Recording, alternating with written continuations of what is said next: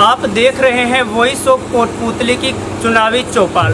और चुनावी चौपाल में आज हम विधानसभा क्षेत्र बानसूर के ग्राम महनपुर में पहुंचे हैं। अगर हम बात महनपुर की करें तो महनपुर पंचायत मुख्यालय है और इसमें अगर मतदाताओं की बात करें तो करीब 2500 के आसपास यहां पर मतदाता है, जिनमें 1200 महिला मतदाता और शेष 1300 के आसपास पुरुष मतदाता हैं। महनपुर के जो मतदाता हैं उनके रुझान को समझने में राजस्थान की राजनीति के दिग्गज माने जाने वाले लोग भी खेत रहे हैं।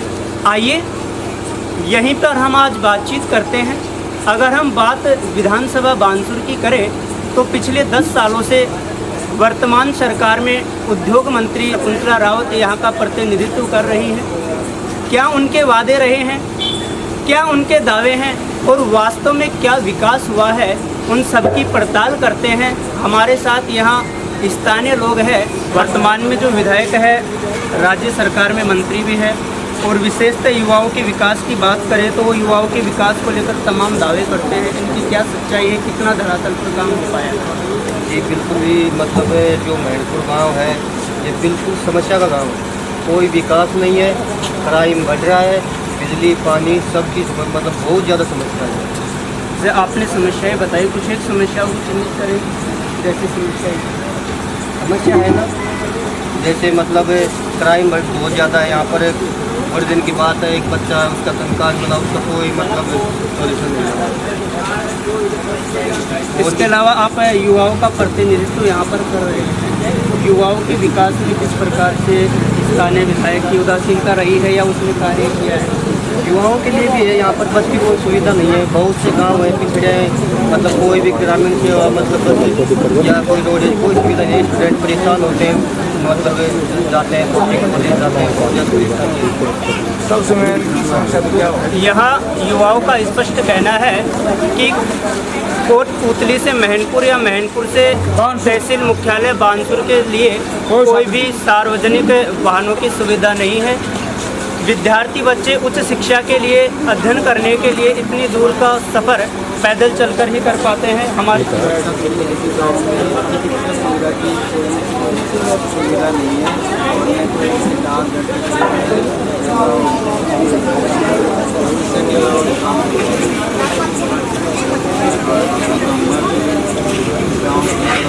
वोट लेने के लिए रहते हैं, नेता लोग आते हैं तो उसी हिसाब से इस गाँव की देखरेख के लिए भी आए।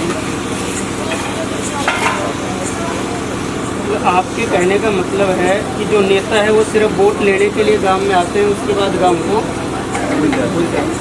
जी बाबा क्या नाम?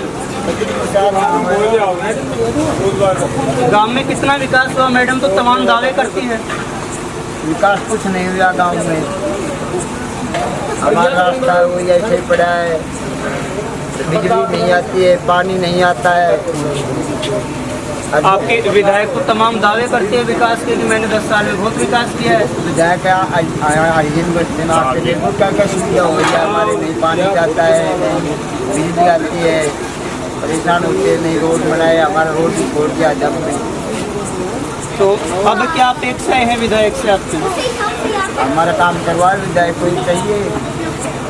ये काम तो स्थानीय प्रशासन भी कर सकता है, हमारा काम विधायक नहीं करेगा।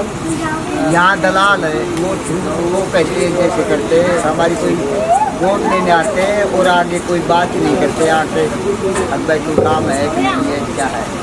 यहाँ बाबा का कहना है कि विधायक भले ही विकास के तमाम दावे कर रही हो, लेकिन विधायक की जो विकास योजनाएं हैं उन पर जो स्थानीय प्रशासन है उनकी उदासीनता उनकी कवायदों पर पानी फेर देती है। हमारे साथ एक युवक और है जी, क्या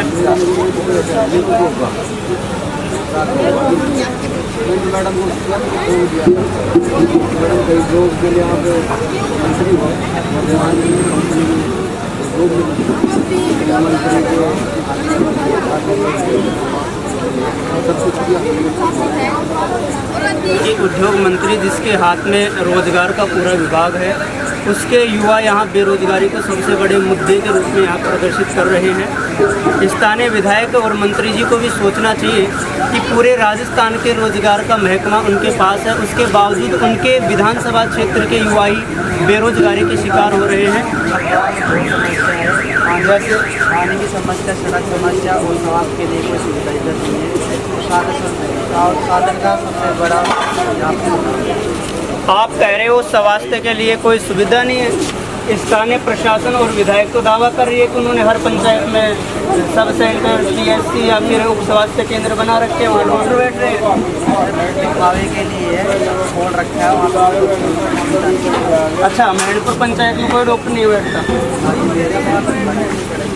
सर रामपाल सरपंच कर सकते यार, सरपंच बैठा सकता है यहाँ पे डॉक्टर वगैरह थोड़ी बैठाएगा। एज ए नागरिक आपने कभी चर्चा की है? चर्चा करते रहते हैं यार, क्यों नहीं करते, कभी काफ़ी बार बोला है। क्या रिस्पॉन्स? अरे भाई यहाँ पे डॉक्टर की सुविधा होनी चाहिए, पानी की समस्या है। नहीं, स्थानीय सरपंच के तरफ से आपको क्या डॉक्टर बिठाएंगे, नहीं बिठाएंगे या नहीं बिठाएंगे? बैठाए नहीं तभी तो बोल रहे हैं प्लीज। देखिए, बड़ी आबादी है, उसके बावजूद भी यहाँ स्वास्थ्य सेवाओं का अभाव है और यह पीड़ा लोगों के झलक भी रही है। हमारे साथ एक युवक और है जी, क्या नाम?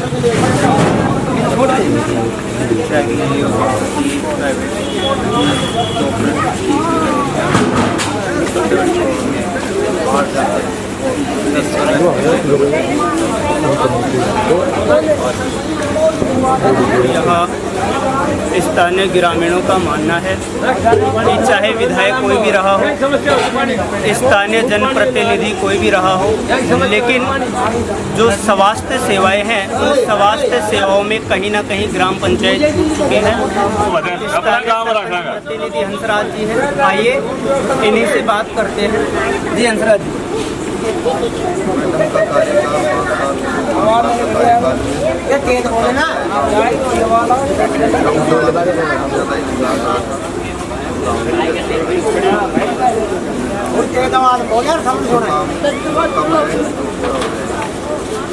तो यह स्थानीय सरपंच प्रतिनिधि का स्पष्ट कहना है कि जो स्थानीय विधायक है उसका कार्यकाल अच्छा रहा है, फिर भी कहीं कमियां रह गई तो उनको जल्द ही पूरा कर लिया जाएगा।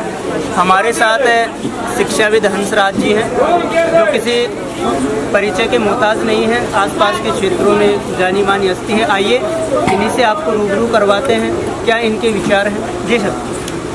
देखो, जो मैडम का जो कार्यकाल रहा है इसमें विकास कार्य तो बहुत हुए हैं। हाँ, व्यक्तिगत काम की एक मैं नहीं कह सकता, हो सकता है किसी व्यक्तिगत, मेरा भी काम नहीं हुआ होगा व्यक्तिगत, तो एक अलग बात है, लेकिन सार्वजनिक कार्य जहाँ है विकास कार्य में उन्होंने कोई कसर नहीं छोड़ी है।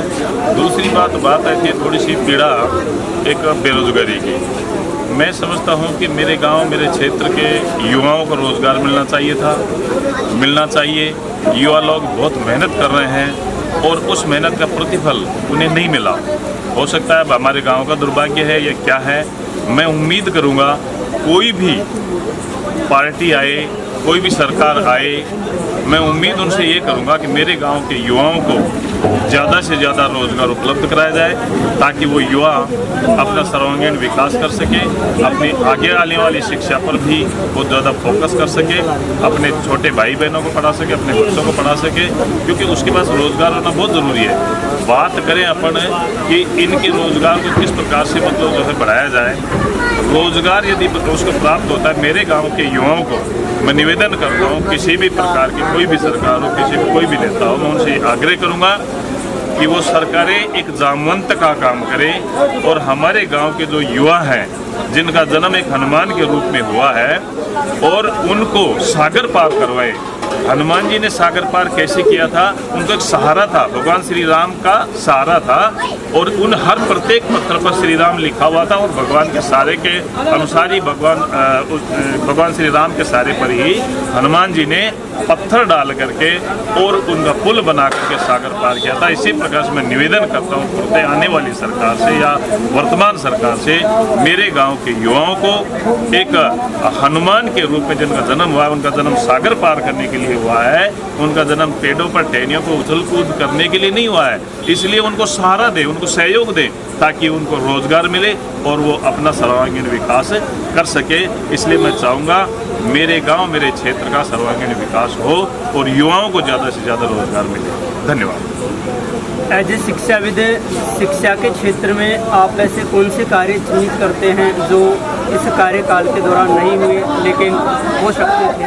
नहीं, ऐसा कुछ भी नहीं है। जहाँ जहाँ होने के कार्य थे वो हुए और जो बाकी कार्य हैं वो कर रहे हैं, हो रहे हैं।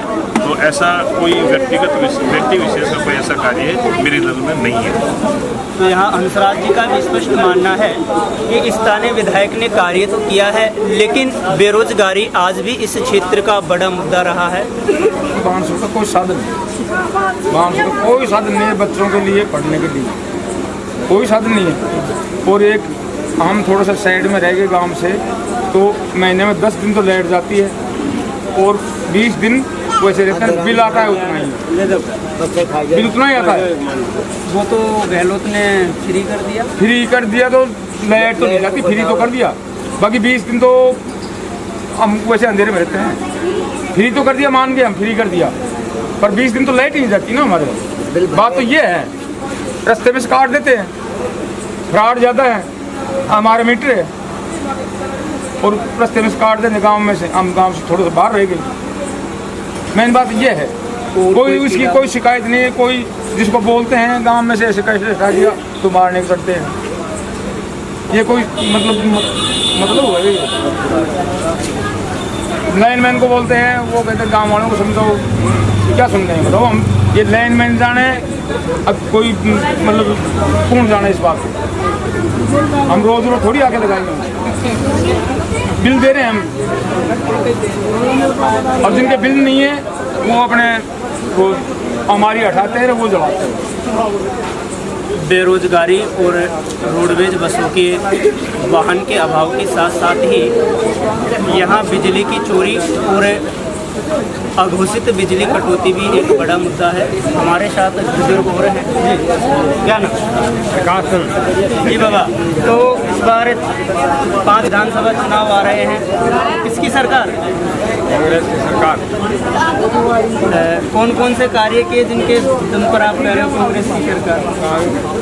कार्य बढ़िया करे, सही करे, बढ़िया काम किया, अच्छा काम किया है, बढ़िया। तो अब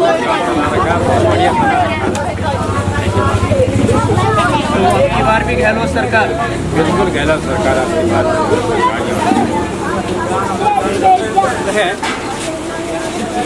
कुछ लोग विधायक के कार्यों से संतुष्ट भी दिखे, कुछ असंतुष्ट भी दिखे, लेकिन सार्वजनिक वाहनों का अभाव, अघोषित बिजली कटौती, उसके अलावा स्थानीय प्रशासन की उदासीनता और स्थानीय जो प्रतिनिधि हैं, जो जनप्रतिनिधि हैं, उनकी बेरुखी यहाँ का बड़ा मुद्दा है। बालाजी फिनसर्व, जहां मिलती है आपको वाहन बीमा, स्वास्थ्य बीमा, म्यूचुअल फंड, जीवन बीमा, फाइनेंस, साधारण बीमे की सभी सुविधाएं। कार्यालय बानसूर महाविद्यालय के पास, बाईपास रोड बानसूर। मुख्य कार्यालय लाल कोठी, कोटपुतली। अधिक जानकारी के लिए संपर्क करें 8302367656।